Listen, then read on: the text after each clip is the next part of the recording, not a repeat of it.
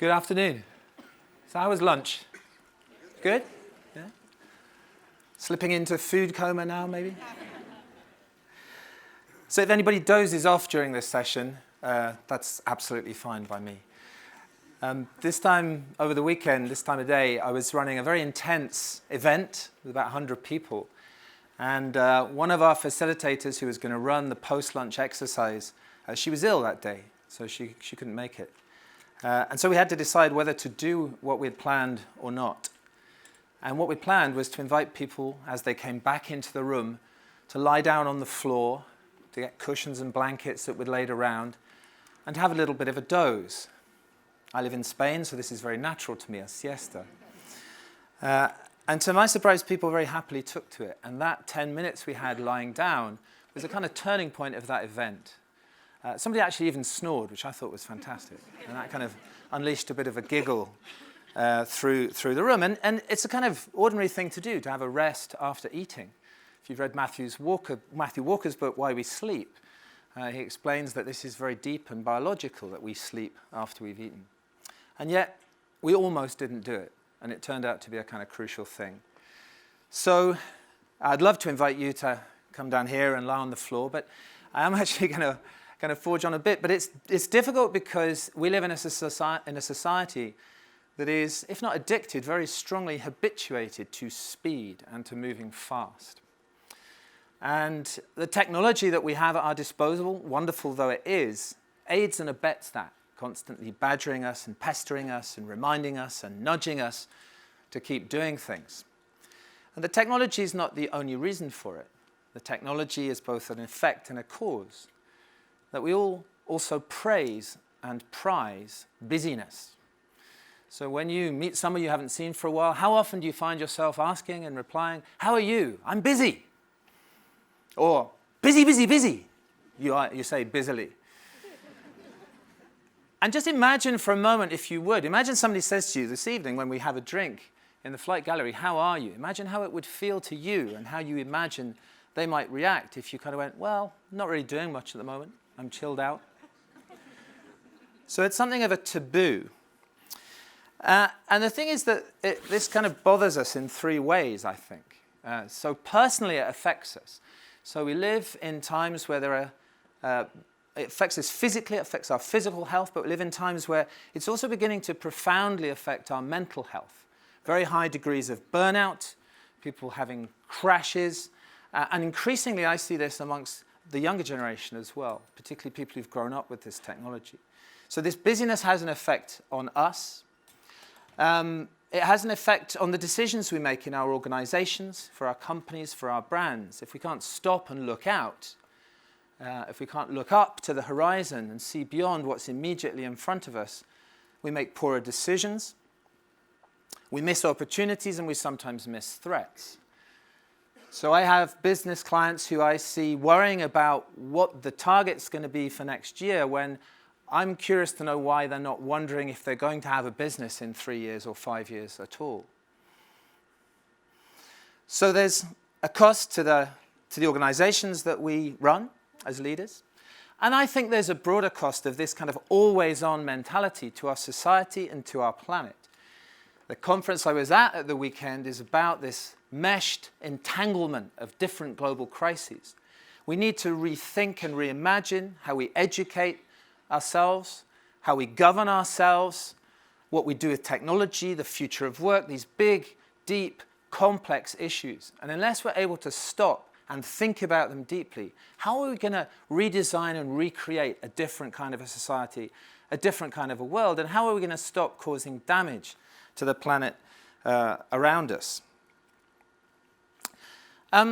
So faced with all that, I have a fairly obvious and practical suggestion, which is that we should make pausing a thing.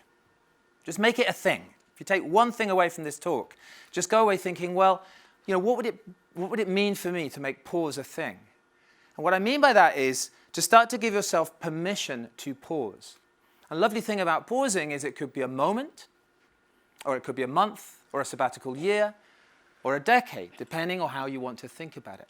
But breaking up time and thinking about weaving pauses into your life, where do you need them? Where do you have them already that you need to protect them? or amplify them. So to become skillful at pausing, to build yourself a practice of pausing that suits you, your context, your personality, your job. So this is not a recipe, this is not a one-size-fits-all. And that means, I think, changing our relationship to time. I think technology has flattened time, this thin line that we chop into ever smaller pieces, sometimes charge for small pieces of that time line, but it has no depth or substance. So for me, pausing is a portal that takes you into a different dimension of time, where time kind of opens up and has depth and quality. And that can happen in a very short period of time. It doesn't need to be a month on a Vipassana retreat. But I think it's about stopping thinking so much about how do we cram more in and starting to think and explore how do we get more out of the time that we have. And I don't just mean achieve more, I mean in a full sense. How do we actually enjoy time more? How do we give it quality? How do we appreciate it? How do we give space to other people, connect with the people we love? I mean more in that sense. So getting more out rather than cramming more in.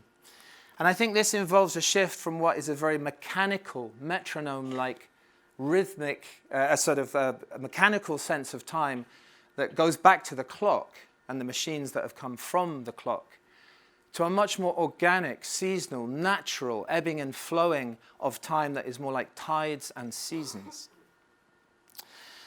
So I want to try something with you now, if you're still awake. So I've done a lot of work with people from the theatre who improvise. And so whose line is it anyway? Second City, that kind of stuff, Comedy Store.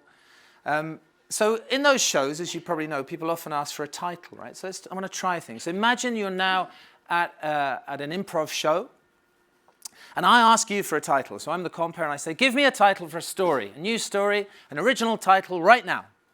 Give me a title, really good title, and just notice how you feel when I do that. Okay? There was one up there. I couldn't actually hear it, but we're not really going to do one. So it's this piece I want. So now what I'd like you to do, you've been in this room for a few hours hearing some amazing stories. So your attention's probably been down here. I'd like you to look around, look up, look down, look backwards. Notice something you haven't noticed before in this room. Maybe something you see, something you hear, a color, a sound, a smell. Maybe something inside of you. And now imagine I ask you, give me a title for a story. Give me a title for a story. How does that feel different? Because when we do this in workshops all the time, in the first one, people lock up under the pressure of time. I have to be great, and it has to be now. The second one, their attention goes out.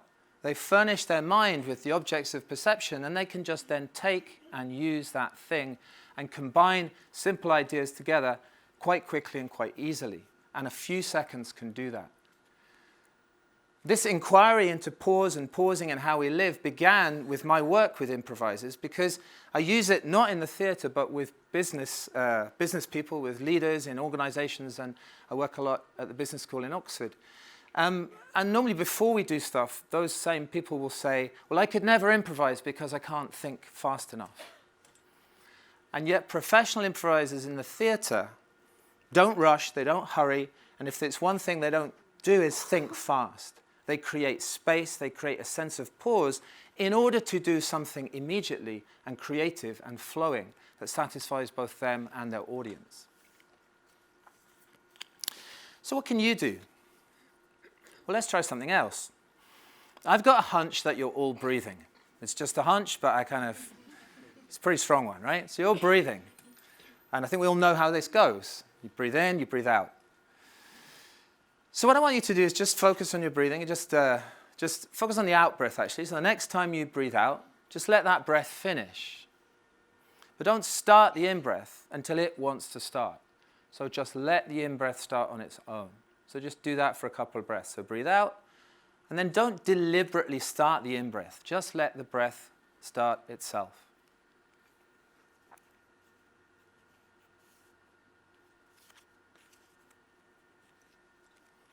So that little pause between breathing in and breathing out is always with you. It can't not be there. Much like changing gear on a car, you actually move from the gear into neutral and then neutral into the next gear, on the old-fashioned cars anyway. There's that little interregnum, that little pause, and however tense a moment you are in, you can use that. You're carrying that with you. So this practice of pausing can be very immediate and very close. The body really helps. So another incredibly useful way to create a pause is just to go for a short walk, to let your foot meet the ground, to actually feel the ground supporting you. You could walk around the office or go outside, walk around the block. There are many coaches who do this with their senior coaching clients who think of this as an absolutely ridiculous piece of practice, but they stick to it and then find it becomes absolutely vital to them. Just a couple of minutes walking, coming into the body and letting other intelligences have play within you. When I was exploring this issue, I spoke to a friend who's the CEO at the time of Oxford's technology transfer company. And he developed a really sweet little, very simple practice for himself at the end of the day. So he called it Take 5 in honor of the Dave Brubeck track. And actually, I checked it out. The track is 5 minutes and 8 seconds long, at least the version I have. So if you want to use the music for this, you could do this as well. But what Tom did was he just took 5 at the end of a working day. He shut the door. I was lucky enough to have one as the CEO. Shut the door, and he didn't use that time for anything in particular. He just created this space. And sometimes he'd remember something he hadn't done. Sometimes he'd think of something he needed to do the next day. And sometimes he'd just daydream. But it was a cleansing space, a bit like an amuse-bouche in a post restaurant between one course and the next, that enabled him to leave work things at work and go home in a different mood and with a different feeling than he otherwise would have done. Someone else I spoke to had a slightly different practice. He was a coach of CEOs and noticed that they would often arrive home in a hurry, late, probably feeling guilty. And that in those encounters when they came home, there would often be tension. It wouldn't be the delightful homecoming that they had kind of hoped for. And so his recommendation was on the other side, at the arrival, to spend, in this case, 30 seconds on the threshold. Put your bag down, put your phone in your pocket, spend 30 seconds before you go through that door, remembering who is on the other side, remembering that they too have had a day and are still in the middle of something as you arrive, and remembering why it is that you're with them. And thus enabling a different kind of a meeting to take place, and probably have a very different kind of an evening following it. I used to work in market research a long time ago, and particularly when stuck, I had my favorite question. So my favorite question was, so? And in a focus group, somebody will always say something. If you create a space for them, they will probably also say what most matters to them, which, with all due respect to the market researchers amongst you, however good you are at planning market research, you don't know. As another CEO in the States I spoke to about this, he had a slightly different version of this, which was ensuring that when he went to meet staff, and certainly when he did presentations, he would always do his utmost to give the last word to somebody else, to the audience, to give it back to them, to leave that space and create space for others. So those are very immediate kind of habits, practices, ways of weaving small pauses that can have significant effects into your everyday life and leadership. But you might want to think about it a bit more or do something on a slightly larger scale. So there's some famous examples that come to mind. So Bill Gates, whilst at Microsoft, was famous for having a think week. So he would go to a cabin in the woods. He would take all sorts of things to read, but nothing to do with the business. He would signal that he was going away and disconnect completely. And in this space, he made several profound decisions about the future of Microsoft. Earlier in business history, Alfred Sloan, when he was at the helm of General Motors, when he chaired board meetings, he would say, I trust we're all in agreement. And if everybody nodded, conscious of his own personal power as a leader, as a kind of mythic figure, he would say, Well, I suggest then that we take 2 weeks to generate some constructive dissent. So he would deliberately create a space so that people could dissent and they could get more perspectives in the room. From a different field, Henry Rollins, the musician, he divides his time into what he calls inhale time, things that are nourishing and feeding him, or exhale time, when he's doing the work he's paid for, recording, playing. So you might look at your calendar and just look at it through that lens and think, where am I exhaling? Where am I inhaling? Do I need to design in some inhale time or some exhale time? So do all of these things and you can start to build yourselves a kind of personal culture of pausing where it's no longer taboo, but it's integrated into the way you live and work. But be careful, and this is where the bravery kind of comes in, because people will be very quick to tell you you're wrong and that you can't do it and that it's not possible. And as I go around talking about this subject, there are 3 main reasons people give. So one is, oh, I don't have time for that. I'm too busy. So I'm on stage, there's a couple of hundred people looking at me. I don't have time to pause. Think about that for a moment.